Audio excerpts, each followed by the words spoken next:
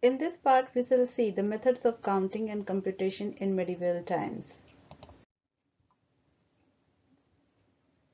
It is the application of computers and telecommunication equipment to store, retrieve, transmit, process, and manipulate data, often in the context of a business or other enterprise, that is included in the definition of information technology. The term is commonly used as a synonym for computers and computer networks. It also encompasses other information distribution technologies such as television, radio, print, photography, and telephones. Several industries are associated with information technology such as computer hardware, software, electronic, semiconductor, internet, telecom equipment, e-commerce, and computer service. The first human beings communicated only through speaking and picture drawing, as we have already seen in the previous part of this lecture. During 6500 BC to 1500 BC, pre-Harappan, that is in Rakhigarhi, and Indus Valley civilizations used trade seals, currency coins, and rulers for measurement and invented Indic languages and systematic writing system. The Sumerians in Mesopotamia, what is today's southern Iraq, during 5000 to 3000 BC devised a writing system. The system called cuneiform and used signs corresponding to spoken sounds instead of pictures to express words. The Greeks adopted the Phoenician alphabet and added vowels. The Romans gave the letters Latin names to create the alphabet we use today. The Egyptians struggled with a system that depicted the numbers 1 to 9 as vertical lines, the number 10 as U or a circle, the number 100 as a coiled rope, and the number 1000 as a lotus blossom. Around 2nd to 3rd millennium BC, the concept of zero and decimal system was developed in India, as we have seen the accurate ruler measurement of the length.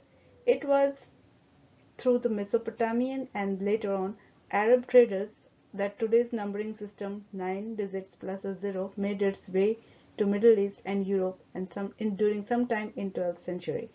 The first numbering systems similar to those in use today were invented between 100 and 200 AD by Indians who created a 9-digit numbering system. In 2017, 3 samples from the Indian manuscripts were shown by the radiocarbon dating to have come from 3 different centuries, that is 224 to 383 AD, 680 to 779 AD, and then 885 to 993 AD, making it the world's oldest record that uses the zero as a symbol. The next following few slides represent the materials which are considered to be the turning points in the journey of information technology. It is said that during the course of the advent of information technology, human beings tried 1.3 trillion different materials for developing the system of information what we see it today. Storing of information in technical terms is believed to be a breakthrough in information technology in human civilizations.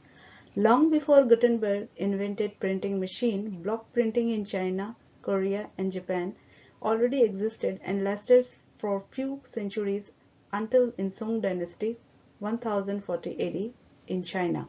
Bisheng invented movable type printing.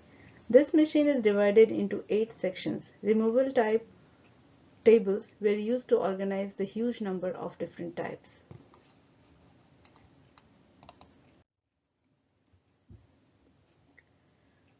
Gutenberg invented mechanical printing press machine in 1450. People also used painting on limestone for transferring an image to paper, which was still similar more or less to block printing.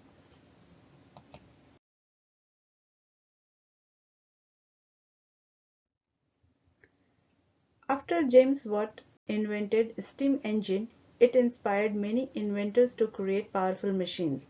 Frederick Koenig invented high-speed steam-powered printing press, which was one of the important inventions in this direction, which could print up to 1100 sheets per hour. Also, it could print both sides of the paper at the same time.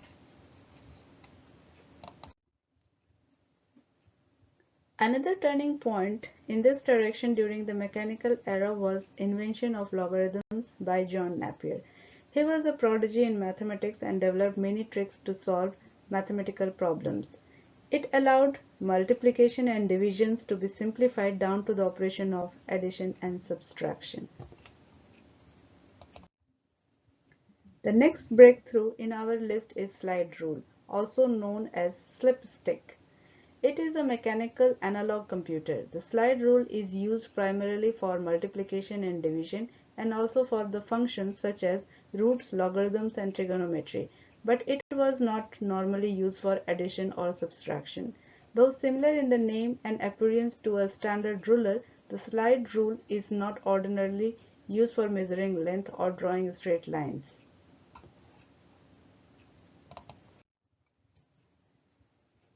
Pascaline, invented by Blaise Pascal, was an interesting tool that could solve mathematical problems like addition and subtraction.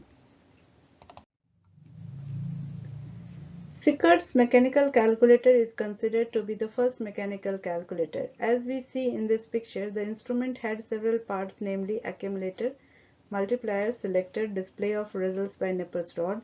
Each digit of the 6-digit multiplicand is a vertical cylinder upon which is printed the Napier rod for that digit. The knob is used to dial in the desired digit from 0 to 9. There is an index rod implemented by the multiplier selector sliders labeled 2 through 9, and the multiplicand is displayed on the top row. This instrument could work with 6-digit numbers and carry digits across the columns.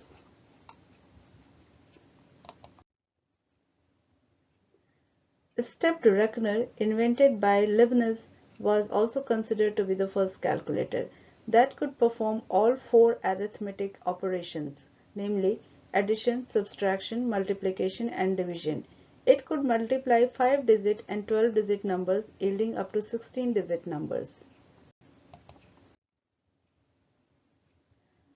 Jacquard Loom was an interesting machine. This machine is considered to be the first machine in the history of information technology for an early experimentation on computer programming and data entry.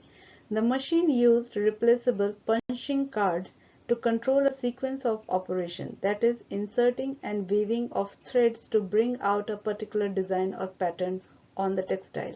For every design, a particular set of punched cards were employed, and the loom could change the pattern of weaving according to the pattern of the holes made in the cards to create a particular design and as many numbers as desired. Let's continue to the part 9 of this lecture.